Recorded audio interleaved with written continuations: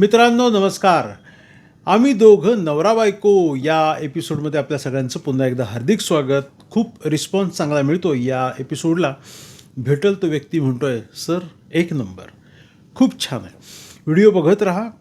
Basically नवरा बायकोंचे relations खूप छान राहिले तर संसार टिकणार आहे. संसारामध्ये सर्व प्रकारचं सौख्य लाभणार आहे. बघा, पैसा फक्त आपल्याला सुख देत नाही, कपडे लत्ते फक्त सुख देत नाहीत, नुसतं घर असणं हे सुख नाही आहे. सगळं एकमेकात गुंफलेलं आहे.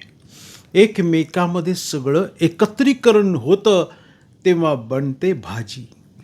तुम्ही बटाटा, त्यामध्ये मसाला टाकताय, तुम्ही तेल तूप सगळं टाकताय, सगळं एकजीव होऊन जेव्हा याचा बॅलन्सिंग परफेक्ट होतं तेव्हा बनते बटाट्याची छान भाजी. बनते तिथे पनीर मसाला, त्या ठिकाणी बनतो ॲव्हेंच्युअर तुमचे जे कोणते पदार्थ असतील ते बनतात. कशामुळे? बॅलन्सिंग, सगळ्या गोष्टींचं बॅलन्सिंग परफेक्ट. संसारात तर हेच पाहिजे. सगळ्या गोष्टींचं छोटं छोटं छोटं छोटं पर्सेंटेज जेव्हा एकत्र येईल त्या सगळ्यांचं समीकरण बॅलन्सिंग होईल आणि मग सुखाची भाजी संसाररूपी ही तुम्हाला रोज चाखायला मिळेल. हे तर आपल्या कार्यक्रमाचं उद्दिष्ट आहे की जे विनाकारण असणाऱ्या गैरसमजामुळे संसार तुटायच्या मार्गावर आलेले आहेत, तुटण्याच्या मार्गातून पुढे जाऊन घटस्फोटाकडे वळलेले आहेत, अशांचेच जरा काउन्सलिंग करणे किंवा त्यांच्या कुटुंबाची संपूर्ण पॉझिटिव्हिटी वाढणे यासाठी हा आपला प्रोग्राम आहे. तर बेसिक आजचा जो विषय आहे त्या विषयामध्ये थोडं गांभीर्याने ऐका.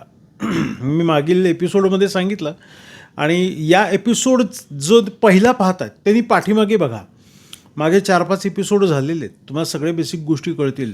चॅनल सबस्क्राईब करा, लाईक करा, कमेंट्स करा. पहिली गोष्ट अशी आहे की एकमेकांना वेळ न देणे किंवा वेळ देता आला तरी 24 तास मोबाईल बघणे, मित्रांबरोबर पार्टीला जाणे किंवा मैत्रिणींबरोबर कुठे ते बाहेर फिरायला जाणे हे सध्याचा ट्रेंड सुरू आहे. काय 10वी-12वीचं गेट टुगेदर आहे. जुन्या मित्रमैत्रिणी भेटल्या आणि व्हॉट्सअप ग्रुप आला. व्हॉट्सअप ग्रुपवरून एक पर्सनल व्हॉट्सअपचे पॅनल्स ओपन झाले आणि नंतर एक गोष्टी समोर आल्या आणि पुन्हा त्याचं काय झालं, जुनी मैत्रीण भेटली, नवीन आयुष्यामध्ये आली, जुना मित्र भेटला, नवीन आयुष्यामध्ये आला. या संसार जे काही सुखाने चालू आहे तिथे गडबड सुरू झाली.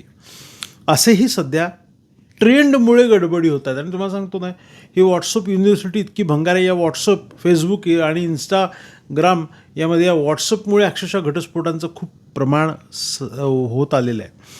तुम्हाला सांगतो 1.5 वर्षापूर्वीची गोष्ट. माझ्याकडे कस्टमर आले होते की त्यांचे मिस्टरांचं कुठेतरी काही बाहेर रिलेशन्स होते. त्यांनी एक वही नाही, A4 साईजचे जवळपास 40 ते 50 पेजेसचा गठ्ठा घेऊन आले होते. त्यामध्ये सगळे त्यांच्या मिस्टरांचे व्हॉट्सअपचे चॅट, कुठून आलेले फोटोज, अशा अनेक गोष्टी होत्या. इन्व्हेस्टिगेशनच करून त्यांनी ह्या गोष्टी मांडल्या होत्या. पण मी म्हणतो हे सगळं कुठलंही भांडं म्हणजे लपून राहत नाही.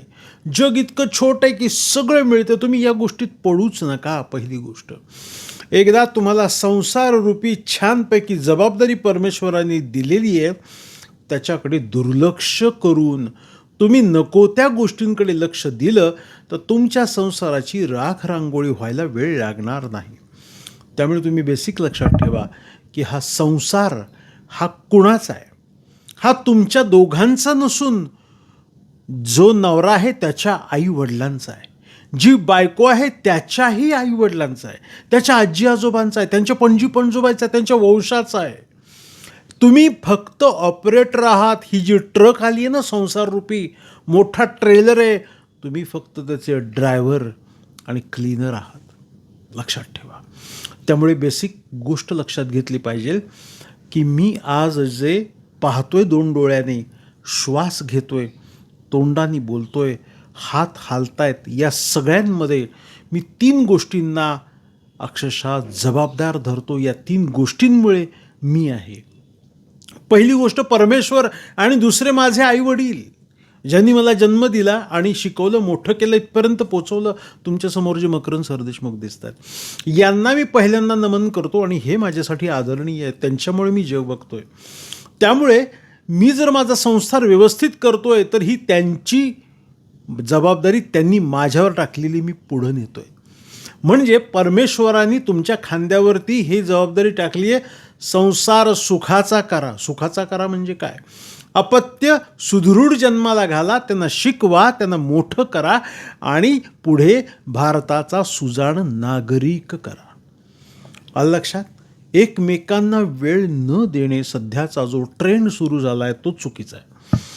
तुम्हाला सांगतो, रविवारी मी कुठलाही कॉल घेत नाही. रविवारी माझं ऑफिस बंद असतं. अनेक लोक रविवारपेक्षा सर गुरुवारी ऑफिस चालू ठेवा, गुरुवारी तुम्ही सुट्टी घ्या, रविवारी. म्हणलं नाही, आपल्याला एक रविवार जो आहे तो माझ्या फॅमिलीला देण्यासाठी मी खूप सक्षम आहे आणि मला देणं गरजेचं आहे. कारण काय होतं, आपण एक तर वर्षभर आयुष्यभर सोमवार ते शनिवार काम काम काम काम यात असतो. ते घरचे चिल्ली पिल्ली, मुलं, बायको आणि ते घर वाट बघत असतं. हा घराचा करता पुरुष आता तरी शनिवारी संध्याकाळी किंवा रविवार पूर्ण दिवस या घराला देईल. त्यामुळे सुखी संसार तुम्ही फक्त पैसे देऊन चालू शकत नाही. घरातल्या लोकांची पोटं भरून चालू शकत नाही. आपण घरामध्ये नुसतं त्यांना लागल ते आणून दिलं म्हणजे संसार झाला असं नाही.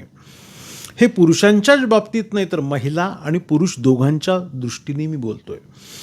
तुम्ही एकमेकांना वेळ दिला तर तुमचे संबंध अजून दृढ होतील. घटस्फोटाच्या मालिका जर चेक केल्या, म्हणजे केस स्टडी पाहिल्या, तर एकमेकांना वेळ देता येत नाही, दिला नाही म्हणून घटस्फोट आहे. दुसरी गोष्ट काय आहे की नवरा असेल किंवा बायको तोंडाने चांगले नाहीत. तिसरी गोष्ट अशी आहे की मुलीला तिच्या घरचे सासू सासऱ्यांच्या विरोधात काहीतरी बोलायला लावतात. मुलीच्या घरच्यांचा प्रॉब्लेम आहे किंवा मुलाचा घरचे मुलीच्या बाबतीमध्ये म्हणजे त्या सुनेच्या बाबतीमध्ये मुलाला काहीतरी कान भरतात. असे अनेक प्रकार घटस्फोटांचे. मग यामध्ये विवाहबाह्य संबंध आहे, नवरा किंवा बायको व्यसनी असणे, कुठे ना काहीतरी गोष्टी बाहेर चालू असतात. अनेक प्रकार या घटस्फोटाचे आहे. मी असा विचार करतो, अरे त्या पेपरला, त्या न्यूज चॅनलला ज्या वाईट बातम्या येतात त्या आपल्या घरात का घडवायच्या? मग तुमचा जगून उपयोग काय?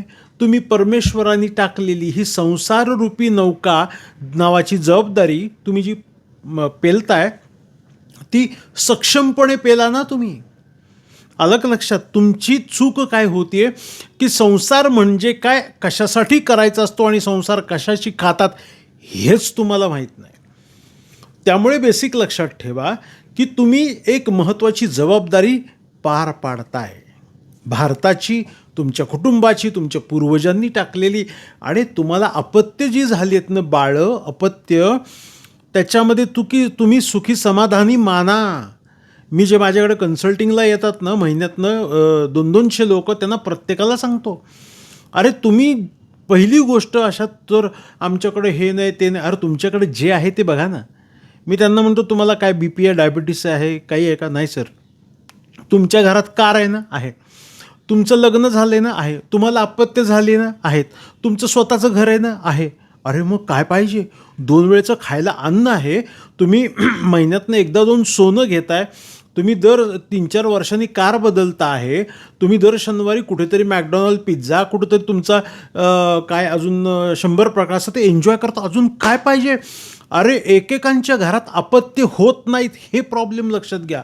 एकेकांची लग्न होत नाही आहेत, लग्न झाली तर टिकत नाहीत आणि टिकली तर पोरं नको, अशी कंडिशन आत्ताच्या जगामध्ये. मग तुम्ही जे TV माझा आज एपिसोड बघणार आहे त्यांनी फक्त स्वतःचं ॲनालायझिंग करून बघा, आपण किती सुखी आहोत. मी बघतो, माझा दोन्ही डोळे चालू आहेत, मी सुखी आहे.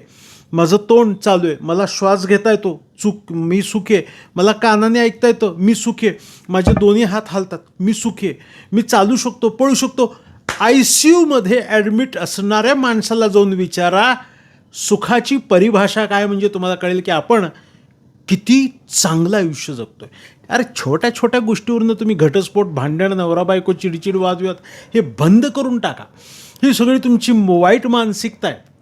हे अति पैशाचे सगळे काय म्हणतात त्याला कारण आहेत. तुम्ही कमाई करताय, हे करताय, ते करता, अहंकार नको आहे. अहंकार ज्याला आला त्याचा रावण होतो. आलं का लक्षात? गर्वाचं हरण केलेलं आहे, लक्षात ठेवा. त्यामुळे गर्वाचं हरण छत्रपती शिवाजी महाराजांनी केलेलं आहे आणि हनुमंताने सुद्धा केलेलं आहे. त्यामुळे बेसिक लक्षात ठेवा की तुम्हाला जन्माला आल्यानंतरनं हा संसार रूपी जो धनुष्य दिलेला आहे तो पेलण्याची ताकद परमेश्वराने ऑलरेडी दिलेली आहे.